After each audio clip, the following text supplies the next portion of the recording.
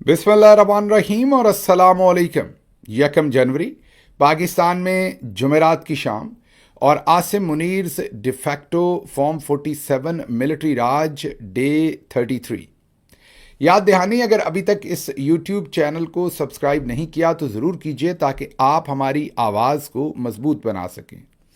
अब चलते हैं आज की अहम खबरों की तरफ और सबसे पहले उस मौजू पर बात करेंगे जिसका शोर हर तरफ है कि क्या आसिम मुनीर ने नए वंडर बॉय का इंतखाब कर लिया है जिसने शहबाज शरीफ को रिप्लेस करना है, और अगर कर लिया है तो वो कौन है? क्या वो बिलावल जरदारी हैं या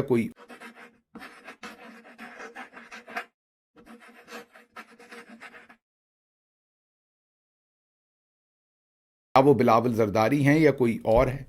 इसके साथ ही साथ क्या मरियम नवाज के दिन भी एज आ फॉर्म 47 के चीफ मिनिस्टर के पूरे हो गए हैं या उन्हें कंटिन्यू करने दिया जाएगा लेकिन with new terms and conditions?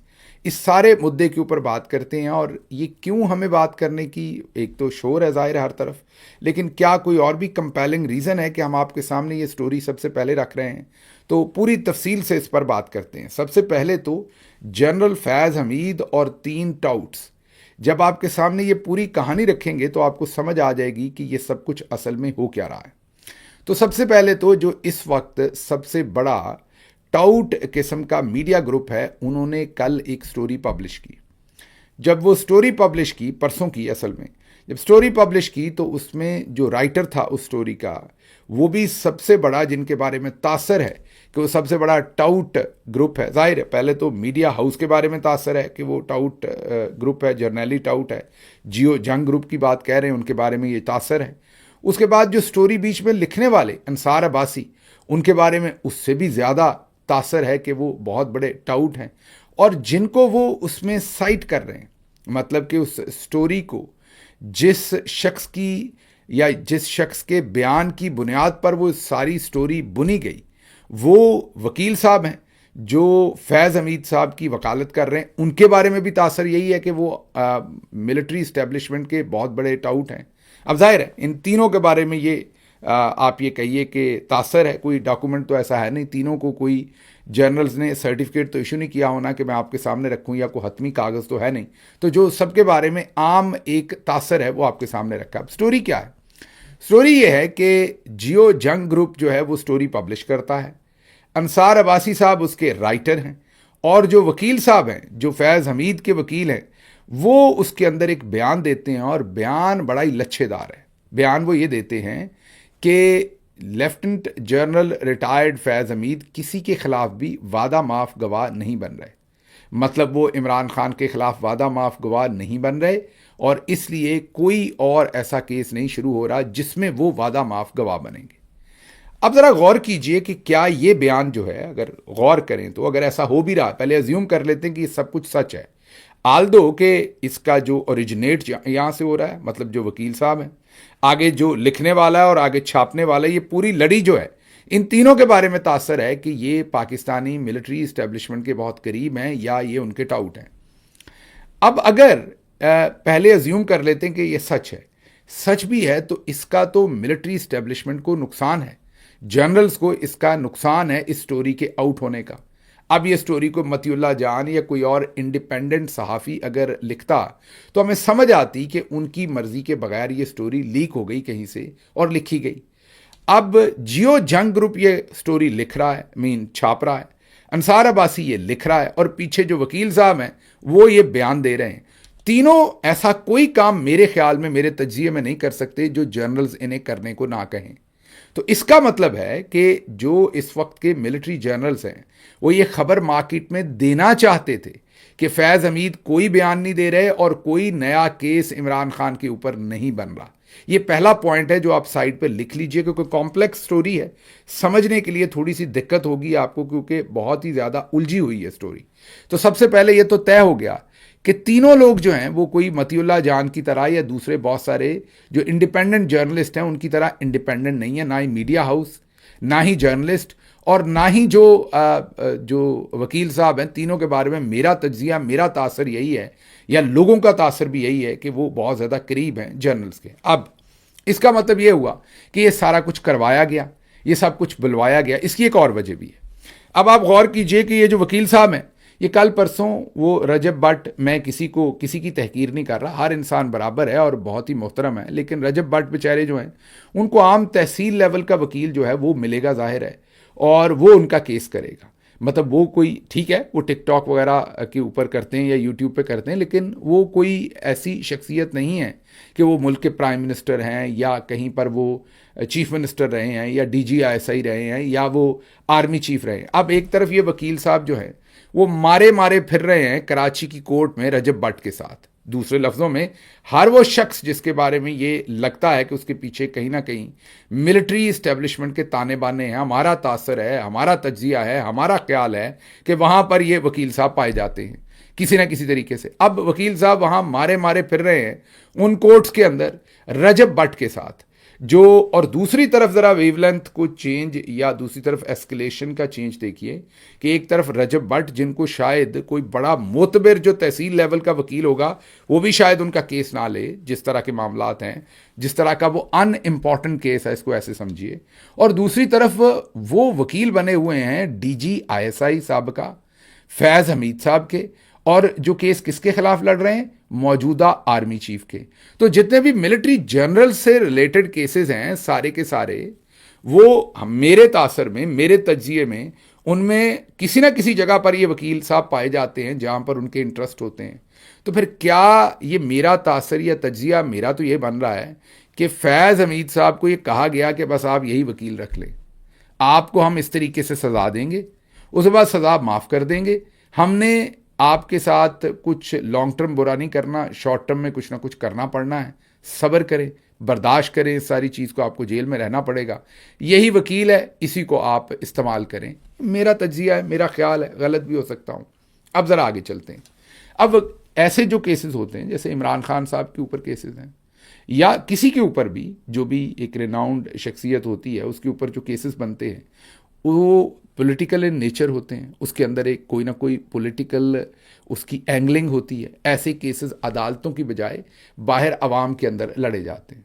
फैज़ हमीद साहब के केस को चलते हुए साल के करीब या उससे ज़्यादा कम हो गया है। आज तक आपने वकील साहब के मुंह से सुना कि फैज़ हमीद साहब को ये सहूलत नहीं दी जा रही, फैज़ हमीद साहब की तबीयत ख़राब है, फैज़ हमीद साहब ने किताबें मांगी नहीं दी गई, उन्होंने बेटी से मुलाकात मांगी नहीं दी गई या हो रही है, हमने फ़लाँ गवाह मांगा उसकी गवाही नहीं दी जा रही, फ़लाँ गवाह नहीं आ रहा, फ़लाँ आ रहा है, हमें फेयर ट्रायल मिल रहा है, हमें फेयर ट्रायल नहीं मिल रहा, मेरा जो मौक्कल है उनके साथ ये ज़्यादती हो रही है, ये ज़्यादती नहीं हो रही, हमें फ़लाँ जगह से रैकेट चाहिए वो हमें नहीं मिल रहा, फ़लाँ फ़ाइल चाहिए वो हमें नहीं मिल रही, ये सब कुछ होना था। और फिर फैज़ हमीद साहब जो है, मैंने पहले भी एक दिन कहा था, वो मुनीर मलिक को वकील करते अपने, वो जो अनवर मंसूर साहब थे फॉर्मर अटॉर्नी जनरल, उनको वकील, जो वाकई सफ़े अव्वल के वकील हैं पाकिस्तान के, वो उनको करते। किसी, मतलब ये बुरा लफ्ज़ नहीं है, किसी पड़पूंजे को तो वकील नहीं करते ना वो। तो अब यहाँ से ये समझिए कि पहले तो वेवलेंथ समझिए कि साबिक DGISI जो एक आर्मी चीफ सर्विंग जो है उसके खिलाफ केस लड़ रहे हैं, दोनों की आपस में ठनी हुई है, और वहाँ पर कोई जो सफ़ा अव्वल के वकील हैं वो उनको मुयस्सर नहीं है। अच्छा चलें आगे चलते हैं। अब चलें, जो भी मुयस्सर हैं वो साल पूरा बोलते ही नहीं, कोई बयान ही नहीं देते, वो बताते ही नहीं ये सज़ा, मतलब कि ये चल रहा है ट्रायल, इसमें हमारे ये हकूक़ थे पूरे नहीं हुए, ये हुए हैं, हमें सुना गया है, हमारी जो एविडेंस थी वो रिकॉर्ड ठीक नहीं हुई, हमारा ये नहीं हुआ, हमारा बयान नहीं लिया गया, हमारा गवाह नहीं है, कुछ नहीं, बिल्कुल वो खामोशी रखते हैं। सिर्फ और सिर्फ एक ही बात आती है कि जिस दिन उनको सज़ा होती है तो उनकी तरफ से एक लिखी पढ़ी, जैसे ISPR की तरफ से स्टेटमेंट नहीं आती, इसी तरह एक स्टेटमेंट आती है कि जी हमारे मौक्कल को ये सज़ा हुई है लेकिन इसमें बहुत सारी कोताहियाँ हैं और हम अपील करेंगे और हम जीत जाएंगे। उसके बाद अचानक से अब ये बयान आता है, ये दो ही बयान आते हैं वकील साहब की तरफ से सारे टाइम में, बाकी वकील साहब बिल्कुल खामोश है। हालांकि इस केस में उन्हें रोज़ बोलना चाहिए था, उन्हें रोज़ बताना चाहिए था मेरे मौक्कल के साथ ये गलत हो रहा है, ये सही हो रहा है, ये हक पूरा हो रहा है, ये नहीं हो रहा, लेकिन वो खामोश हैं। अब वो पहली दफ़ा बोल रहे हैं और बोल क्या रहे हैं कि फैज़ हमीद साहब जो हैं वो किसी के खिलाफ कोई गवाही नहीं देने जा रहे, कोई किसी केस में वो हिस्सा नहीं बनने जा रहे। अच्छा, उन्होंने बयान दे दिया। आगे अंसार अब्बासी साहब जो हमारे तासर में कर्नल साहब के कहने के बगैर स्टोरीज नहीं करते, वो छाप रहे हैं। मतलब वो प्रिंट लिख रहे हैं, और आगे से जियो टीवी जिनके बारे में हमारा तासर है कि वो बहुत करीब हैं जर्नली सिस्टम के, वो आगे से छाप रहे हैं। तो इससे आपको ये तो पता चल गया कि ये मैसेजिंग जो थी ये हमारे जर्नल्स करवा रहे थे। अब अगला सवाल है क्यों करवा रहे थे? ये करवा रहे थे नून लीग को डराने के लिए। अब नून लीग को डराना क्या है? नून लीग को कहा यह जा रहा है कि इमरान खान के ऊपर जो तोशाखाना और दूसरे केस हैं वो तो आप सबको पता है कि हवाई है।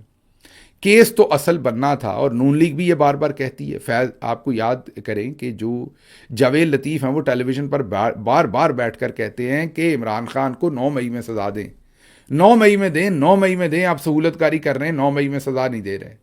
तो अब वही चाल जनरल्स वापस खेल रहे हैं नून लीग से कि देखें, आपको भी पता है, हमें भी पता है, ये तोशाखाना वगैरह तो उड़ जाने ऊपर की अदालतों में। हम ये केस बनाना चाहते थे 9 मई का, लेकिन इमरान खान तो उस वक्त पकड़े हुए थे, वो तो अरेस्ट थे, तो उन पर 9 मई का कैसे बनाएं? फैज़ हमीद को हमने सब कुछ करके देख लिया, मतलब तशद्दुद भी करके देख लिया, सब कुछ। उन्होंने तो बयान देने से इनकार कर दिया, तो अब ये केस नहीं बन रहा। अब ये केस नहीं बन रहा। आप सोचेंगे ये उनको क्यों बता रहे हैं? ये उनको इसलिए बता रहे हैं कि अब आप हमारे साथ मिलके चलें। अगर आपने थोड़ी बहुत जिद भी की तो फिर इमरान खान बाहर आ जाएगा जेल से। केस तो अब कोई है नहीं, हमारे हाथ तो खड़े हैं, फैज़ हमीद तो बयान नहीं दे रहा। तो उन्हें स्क्वीज़ करने के लिए, उनमें से वैसे तो उनके अंदर अब कोई जूस नहीं निकला, वो रह गया, वो बेचारे तो छिलके हैं। आपने जो गंडेरी चूस के फेंकते हैं तो नून लीग की हालत वो है। ना उनके पास कोई वोट बैंक है, ना एहतराम है, ना इज्जत है, ना इकदार है, ना वोट को इज्जत दो का बयानिया उनके पास इस टाइम कुछ नहीं है। वो एक चूसी हुई जो गंडेरी का जो फोक होता है वो है साइड पे पड़ा हुआ। लेकिन हमारे जनरल साहबान को भी जूस निकालना आता है, वो दोबारा उसके ऊपर पानी डाल रहे हैं उसके ऊपर, और फिर उसको गन्ने के अंदर से गुजारेंगे, बेलने के अंदर से, ताकि जो कोई रहा सहा मिठास है वो भी नून लीग में से निकालें। तो अब वो कह रहे हैं कि जनाब अब हाथ खड़े हैं इमरान खान पर, कोई हम जयद किस्म का केस नहीं बना सकेंगे, तो वो तो बाहर आ रहे हैं। अब आप कहेंगे ये क्यों? ताकि चुप करके वंडर बॉय को मान जाए। जो भी वंडर बॉय आए, अब वो वंडर बॉय बिलावल हैं कि नहीं, इस पर आगे चलते हैं। लेकिन नून लीग को ये मनाने के लिए कि अब आप इसी तनख्वाह पे काम करें जो भी हम आपको कहते हैं, वरना इमरान खान बाहर आ जाएगा। तो ये आपको ताना पाना समझ आ गया। इससे लगता है कि कोई ना कोई खिचड़ी पक रही है। अब आते हैं वंडर बॉय की तरफ। एक पाकिस्तान के बहुत ही सीनियर मोतबर जर्नलिस्ट ने मुझे ये बताया कि जरदारी साहब को हमारे जो जनरल साहबान हैं उन्होंने बिलावल साहब की कुछ एक्टिविटीज़ उनके सामने रखी और कहा कि देखिए ये वाली जो एक्टिविटीज़ हैं इससे प्राइम मिनिस्टर तो नहीं बंदा होना चाहिए। तो उन्होंने कहा कि वो उसको मैं नहीं रोक सकता, मतलब कि ये उनकी ज़ाती पसंद नापसंद है जो भी उनकी एक्टिविटीज़ हैं। तो वो जो बहुत ही सीनियर जर्नलिस्ट हैं उनका ख्याल है कि कुछ भी हो जाए, बिलावल साहब को जो है वो मौजूदा मिलिट्री जर्नल्स जो हैं वो प्राइम मिनिस्टर नहीं बनाने वाले। अब यहाँ पर तो कुछ भी हो जाता है, आपको पता है हमारे जर्नल्स तो कलाबाजी खा जाते हैं अपने इंटरेस्ट पर किसी टाइम भी। अब हो सकता है कल को अमेरिका बहादुर कहे कि फ़लाँ बंदे कोई बनाए तो सब कुछ ही चेंज हो जाएगा। लेकिन फ़िलहाल जो इस वक्त है वो ये लग रहा है कि ऐसा नहीं होगा। आगे चलते हैं अगली बात पे क्विकली। जो गढ़ी खदाबख्श के अंदर तकरीरें हुई थी वहाँ पर आपने देखा कि बिलावल साहब ने भी और जरदारी साहब ने भी अपनी भरपूर सीवी पेश की थी। वो बेनज़ीर साहबा की बरसी कम लग रही थी। वो एक सताइश बामी प्रोग्राम था आसिम मुनीर साहब के लिए, जिसमें दोनों बाप बेटा एक दूसरे से बढ़ चढ़ कर उनकी तारीफ़ कर रहे थे। अब देखते हैं इतनी तारीफ़ पर इन्हें कुछ हासिल होगा या नहीं होगा। अब ये जैसे ये स्टोरी करवाई गई है, टेबल स्टोरी, मैं इसे टेबल स्टोरी कहूँगा, जो जिसमें मेरे ख्याल में, मेरे तासर में वकील, सहाफ़ी और मीडिया हाउस, ये तीनों ने मिलकर जो स्टोरी की है नून लीग को डराने के लिए और यरकाने के लिए। इसमें एक और पहलू भी है। याद कीजिए आज से 6 महीने पहले मालिक साहब ने एक स्टोरी की थी। अब ज़रूरी नहीं कि मालिक साहब ने भी ऐसी ही स्टोरी की थी, उनको हो सकता है उनको स्टोरी दी गई हो इस तरीके से, वाया मीडिया से सहाफ़ियों को दी जाती है स्टोरी। वो मोतबर जर्नलिस्ट हैं, इस पर कोई शक नहीं। उन्होंने ये स्टोरी की थी कि 2 से 3 साल जो पिछले हैं उनमें 2000 अरब की करप्शन हो गई है। ब्यूरोक्रेट, सियासतदानों और ठेकेदारों की लिस्टें तैयार हो गई हैं। पहली तरजीब 500 अरब की रिकवरी है। SIFC को नाकाम कौन बना रहा है?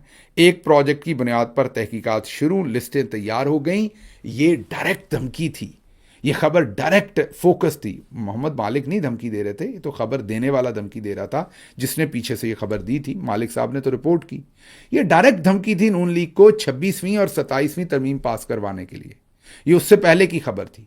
और हमने भी उन्हीं दिनों में आपके सामने एक खबर रखी थी कि पंजाब के अंदर लिस्टें बन रही हैं मरियम नवाज साहबा, उनके साथियों और ठेकेदारों के गठजोड़ पर, और एजेंसीज के लोग जो हैं वो हर डिपार्टमेंट के अंदर सूंघते फिर रहे हैं कि किसने किससे कितना कमीशन लिया।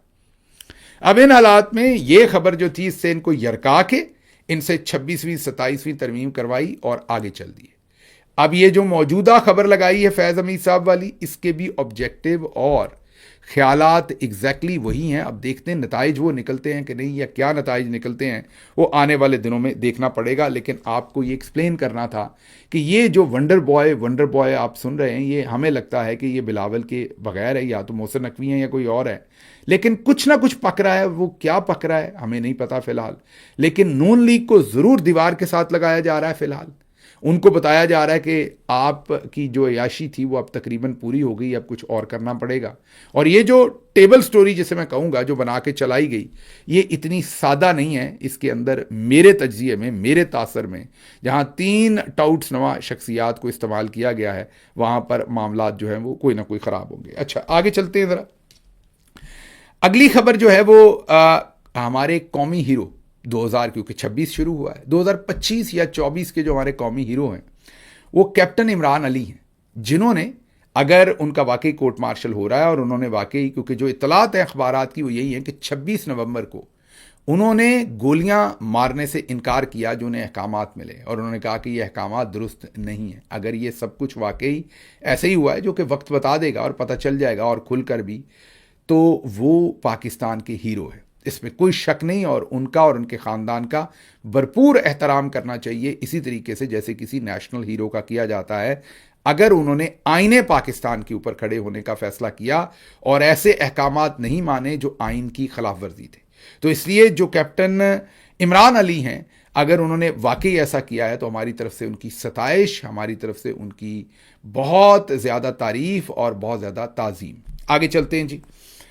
सारे चैनल्स को आज एक असाइनमेंट दी गई। अब से कोई 2 घंटे 2.5 घंटे पहले, हम 4 बजे के इर्द गिर्द ये व्लॉग रिकॉर्ड करवा रहे हैं, कोई तकरीबन बल्कि 4:30 के करीब, तो कोई 2-2.5 घंटे पहले ये असाइनमेंट दी गई, एक वीडियो भेजी गई और फिर टिकर्स भेजे गए। और वो टिकर्स ये हैं कि जो आसिम मुनीर साहब हैं वो बड़े ज़बरदस्त काम कर रहे हैं, वो हीरो हैं, वो खैबर पख्तूनख्वा के हीरो हैं, उन्होंने फटे चुक दिए हैं, उनके जो एहसान है पाकिस्तान पर वो किसी और के हैं ही नहीं, वो बड़े बहादुर जर्नैल हैं, वो फ़लाँ हैं, वो फ़लाँ हैं।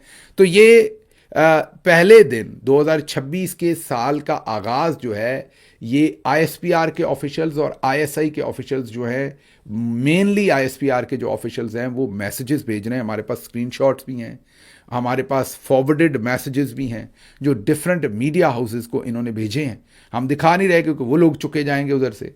डिफरेंट मीडिया हाउसेस को भेजे हैं कि ये रन करें स्टोरी के फील्ड मार्शल साहब जो हैं उनको आवाम पसंद कर रही है, वो आवाम की दिल के जानी हैं और वो हीरो हैं, और 2026 का आगाज़ इस तरीके से करवाया जाए। और उसके साथ एक वीडियो जो हम आपको दिखा रहे हैं, ये वीडियो भी जारी की गई जिसका मकसद ये है कि किसी तरीके से लोगों को ये दिखाया जाए कि ये लोग बात कर रहे हैं स्ट्रीट पर, आम आदमी, लेकिन ये सारे हमारे ख्याल में, मेरे तासर में, ये सारे फिक्स्ड किस्म के इंटरव्यूज़ हैं, लोगों के टुकड़े रिकॉर्ड करा के और इनको मीडिया को दिया जा रहा है। सारा मीडिया बेचारा वही टिकर चला रहा है जो उनको भेजे गए हैं। अभी कल ही अता तारड़, जब वकास साहब के साथ ये स्टोरी उनकी चल रही थी, जो कतर के ख़िलाफ़ ISPR के ऑफिशल्स ने टिकर्स रिलीज़ किए, जो वकास साहब का क्लेम था कि उन्होंने किए कि कतर के ख़िलाफ़ ख़बरें पाकिस्तान में लगाई जाएं, और अता तारड़ ने कहा कि ये सब झूठ है, ऐसा नहीं हुआ, और उन्होंने वकास साहब को इंडियन एजेंट और इंडियन अकाउंट डिक्लेयर कर दिया। उस वक्त वो कह रहे थे कि ISPR जो है वो लेटर हेड पर सिर्फ भेजता है ख़बरें। आज दोबारा हमारे पास इत्तला है कि ISPR ने जो टिकर्स भेजे हैं वो बगैर लेटर हेड के, हमेशा जैसे वो व्हाट्सएप पे भेजते हैं, वही टिकर्स आज दोबारा भेजे हैं और ये काम चल रहा है। अगली खबर की तरफ चलते हैं। शौकत बसरा सीधे हो गए हैं बैरिस्टर गौहर को, जो उन्होंने दी थी स्टेटमेंट कि हम भीख मांगते हैं, मुज़ाकरात की भीख मांगते हैं, खुदा का वास्ता कुछ करें। वो जो एक बड़ा ही हल्का किस्म का बयान था जो उन्हें नहीं देना चाहिए था। हमने इसके ऊपर बड़ा नपा तुला तज्जिया किया था, लेकिन ज़रा शौकत बसरा साहब अवामी आदमी हैं, उन्होंने जैसे अपनी पार्टी में भी तो बंदे को बात करनी चाहिए, हमें भी करनी चाहिए, उनको भी करनी चाहिए। कभी कभी कहते हैं ना पंजाबी में, अपनी मंजी थले भी डांग फेरनी चाहिए। सो शौकत बसरा साहब ने डांग फेरी है तो साथ मिलकर हम भी फेरते हैं। उन्होंने कहा कि यह बैरिस्टर गौहर का ज़ाती बयान है। अब गौहर साहब को सोचना चाहिए कि वो चेयरमैन है पार्टी के। अगर पार्टी के रैंक एंड फाइल में से लोग कह रहे हैं कि ये उनका ज़ाती बयान है, तो ये उनकी भी तौहीन है, उनके ओहदे की भी तौहीन है। लेकिन अब इसका मतलब ये नहीं कि वो भी फील्ड मार्शल आसिम मुनीर बन जाएं और जो जो बयान दे रहा है उसके पीछे लठ उठा लें। उनको सोचना चाहिए कि उन्होंने ऐसा बयान क्यों दिया। उन्होंने मेरे ख्याल में इस बयान से पाकिस्तानियों की भी तौहीन की, इमरान खान की भी तौहीन की, अपनी भी उन्होंने तौहीन की। इतने सारे लोग जो ये लड़ाई लड़ रहे हैं उनकी भी तौहीन की। और मैं शौकत बसरा के सेंटीमेंट्स के साथ बिल्कुल अग्री करता हूँ कि ये उनका ज़ाती बयान है। इमरान खान ने ना उन्हें कभी इजाज़त दी है, ना पाकिस्तान तहरीक इंसाफ के रैंक एंड फाइल ने उन्हें ये इजाज़त दी है। बहुत ही उन्होंने एक ऐसा बयान दिया जिसने बहुत ज़्यादा शदीद नुकसान पहुँचाया पाकिस्तान तहरीक इंसाफ की जो स्टैंडिंग है उसको। उन्हें रिकन्सिडर करना चाहिए, अपना बयान वापस लेना चाहिए, भीख वाले लफ्ज़ वापस लेने चाहिए और आइंदा इज्तनाब करना चाहिए जब तक वो चेयरमैन के ओहदे पर हैं। आगे चलते हैं। अगली खबर बहुत इंटरेस्टिंग है। एक यंगस्टर हैं ज़ुरैन निज़ामानी। ये जो ज़ुरैन हैं, इन्होंने एक बहुत ही खूबसूरत आर्टिकल लिखा। इन्होंने ये एक PhD कर रहे हैं अमेरिका से, क्रिमिनल साइंसेस के अंदर या जो भी इनका सब्जेक्ट बनता है उसके अंदर। इन्होंने कहा इट इज़ ओवर, कहानी ख़त्म हो गई, game is over, it is over. इन्होंने एक बहुत ही खूबसूरत आर्टिकल लिखा इंग्लिश में, एक्सप्रेस ट्रिब्यून में। वो आर्टिकल आया, मैं उसे पढ़ ही रहा था कि अचानक पेज से उसे गायब कर दिया गया। मैं अभी उस आर्टिकल को पढ़ रहा था, उस टाइम दरमियान में था कि वो पेज रिफ़्रेश हुआ और उसके बाद वो खुले ना। जब हमने फिर अपने सूत्रों से पता किया तो पता चला कि वो ISI के एक ऑफिसर ने ख्वाहिश जाहिर की कि इसको डिलीट कर दिया जाए। अब ये जाहिर, अगेन मैं कह रहा हूँ कि मेरे पास कोई सबूत नहीं है, ये ज़रा ही क्लेम कर रहे हैं, गलत भी हो सकती है ये बात। लेकिन ये बात हो गई कि वो आर्टिकल जो प्रिंट पेपर के ऊपर छपी हुई अखबार उस पर भी था और ऑनलाइन भी था, वेबसाइट पे भी। तो वेबसाइट से अचानक वो आर्टिकल जो है वो डिलीट हो गया। अब एक तो हमारे दोस्त पढ़े लिखे नहीं, एक उनको अकल नहीं है कि जब प्रिंट हो गया, अखबार पे प्रिंट हो गया, आप डिलीट करवाएंगे तो ये और ज़्यादा रेजोनेट करेगा लोगों के साथ और लोग जिन्होंने नहीं भी पढ़ना वो भी पढ़ेंगे। तो जैसे मैंने ये देखा, मैंने उसी टाइम पाकिस्तान किसी दोस्त को फ़ोन किया, उनसे कहा कि मुझे एक्सप्रेस ट्रिब्यून चाहिए, सारी जो हार्ड कॉपी है। उन्होंने पूरी की तस्वीरें बना के मुझे भेज दी। जो ज़ाहिर है को पढ़ने वाले थे, रोज़ पढ़ते हैं वो उसको। जब उन्होंने तस्वीरें भेज दी तो वो आर्टिकल भी उसमें था, उसको मैंने क्रॉप किया और ट्वीट कर दिया और साथ उसका जो कंटेंट था उसको भी ट्वीट कर दिया और साथ उसे उर्दू में कन्वर्ट करके उस सारे को उसका ट्रांसलेशन करके वो भी कर दिया। तो अगर अखबार में ये रहता तो शायद ये कोई 2000, 4000, 5000 बंदा पढ़ता। अब इसे जितने भी लाख लोग हमें देखेंगे वो भी सुनेंगे और भी व्लॉग्स भी कवर करेंगे। ये मेरे सोशल मीडिया, मेरे ट्विटर हैंडल पर भी पड़ा, उसके बाद सभी ने इसे शेयर करना शुरू कर दिया जब मैंने शेयर किया और अब ये इस वक्त वायरल हुआ है। तो आपकी अकल को, आप अगर कोई मेजर साहब हैं, कोई कर्नल साहब हैं, ब्रिगेडियर साहब हैं, मेजर जनरल साहब हैं, आपकी अकल को 21 तोपों की सलामी। अगर आपकी ये वाले काम आप करते रहें तो हमें और कुछ करने की ज़रूरत ही नहीं, आप अपने लिए खुद ही गड्ढे खोद रहे हैं। इस आर्टिकल में इन्होंने लिखा क्या, इन्होंने लिखा कि ऐसे लोग, बूमर्स, बेबी बूमर्स, जो वर्ल्ड वॉर 2 के बाद पैदा होने वाले लोग हैं, जिनकी उम्र इस वक्त रफली आप कह लें 60 से 80 साल के दरमियान है। ये वो लोग हैं जो 1945-46 से लेके 1965 के दरमियान, 2-4 साल ऊपर नीचे भी हो सकते हैं, लेकिन ये इन लोगों को बेबी बूमर्स कहा जाता है।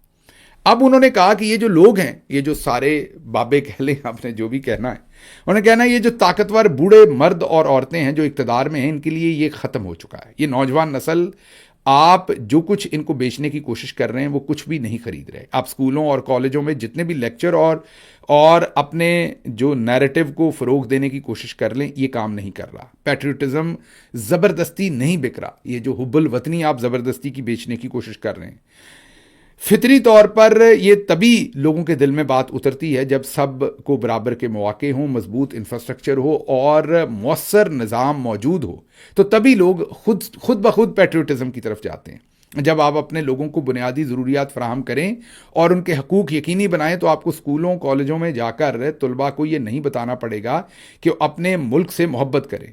वो वैसे भी करेंगे। नौजवान जहन, जनरेशन जी, जैन जी जो है, जैन अल्फा है, वो बिल्कुल नहीं जानते कि कि ये सब कुछ क्या हो रहा है। वो बिल्कुल जानते हैं, बिल्कुल भी नहीं जानते, मैंने कह दिया, वो बिल्कुल जानते हैं कि ये क्या हो रहा है। वो आपकी मुसलसल कोशिशों के बावजूद आपके नुक्ता नज़र को जिसे आप बेचने की कोशिश कर रहे हैं, वो उसके साथ चलने को तैयार नहीं है। जो आप उनको ज़बरदस्ती फीड करने की कोशिश कर रहे हैं, वो आपकी बात सुनने को तैयार नहीं, क्योंकि उन्हें सब नज़र आ रहा है कि आप असल में क्या कर रहे हैं।